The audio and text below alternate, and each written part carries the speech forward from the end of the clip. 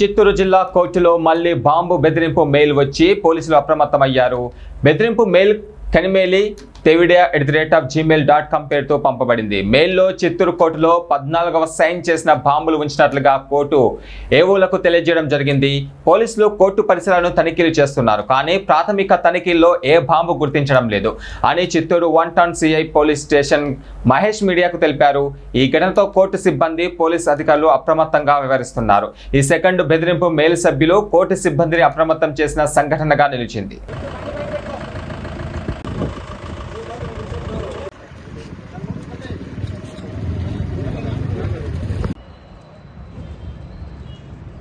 ఎవరైతే court building తాళాలు ఉంటాయో వాళ్ళు మాత్రం కొందరు ప్రజెంట్లో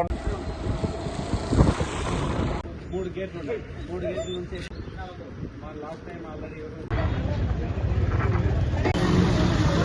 అందరికీ నమస్కారం. ఈరోజు 12:45 చిత్తూరు కోర్టు నుంచి సూపరింటెండెంట్ గారి వద్ద నుంచి నాకు ఫోన్ రాబడింది. ఆ ఫోన్ సారాంశం ఏమంటే, చిత్తూరు కోర్టుకు మరొకసారి 14 సైనైడ్ బాంబులు పేల్చడం జరుగుతుంది 2 గంటల లోపలని దాంట్లో మెసేజ్ ఉంది. అది అందుకున్న వెంటనే నేను గౌరవ ఎస్పీ గారికి మరియు మా ఏఆర్ అడ్సిల్ ఎస్పీకి, ఓఎస్డి సార్కి తెలియజేసి డిఎస్పీ చిత్తూరు వారికి ఇన్ఫార్మ్ చేశాను. వాళ్ళ సూచనల మేరకు మా 2 టౌన్ సిఐ గారు నెట్టిగంటయ్య గారిని, ఏఆర్ డిఎస్పీ చిన్నకృష్ణ గారు మరియు వాళ్ళ ఆర్ఐ గారు అందరూ రాబడినారు.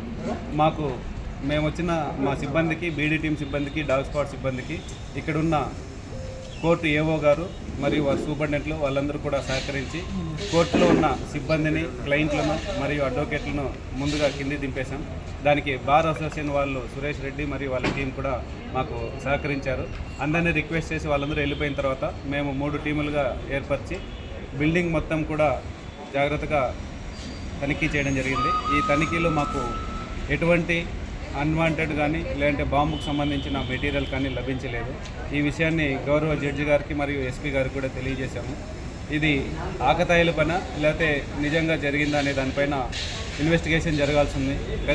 పై అధికారుల సూచనల మేరకు మరియు కోర్టు అధికారుల సూచనల మేరకు దీనిపైన దర్యాప్తు చేయడం జరుగుతుంది. మిగిలిన విషయాలు దర్యాప్తు తేలిన తర్వాత మీకు తెలియజేయడం జరుగుతుంది. మెయిల్ అదే ఈరోజు సుమారుగా 2 గంటల సమయానికి కోర్టులో 14 సైలెంట్ బాంబులు పేలనున్నాయి. నటుడు ఎన్వి శేఖర్ తన సొంత మనవరాలపై అత్యాచారం చేశాడు. ఆ కేసును రిజిస్టర్ చేయొద్దని చెప్పి స్టాలిన్ గారు అడ్డుపడుతున్నారు. దానికి నిరసనగా చేస్తున్నామనే విషయాన్ని తెలియజేశారు. కానీ దీంట్లో పూర్వాపరాలు ఏమనేది మనకు తెలియదు. ఈ మ్యాటర్ చూస్తే మాత్రం తమిళనాడుకు సంబంధించిందిగా ఉంది కాబట్టి, మనం తమిళనాడు బార్డర్లో ఉన్నాం కాబట్టి వాళ్ళు ఆ విధంగా తెలియజేశారేమో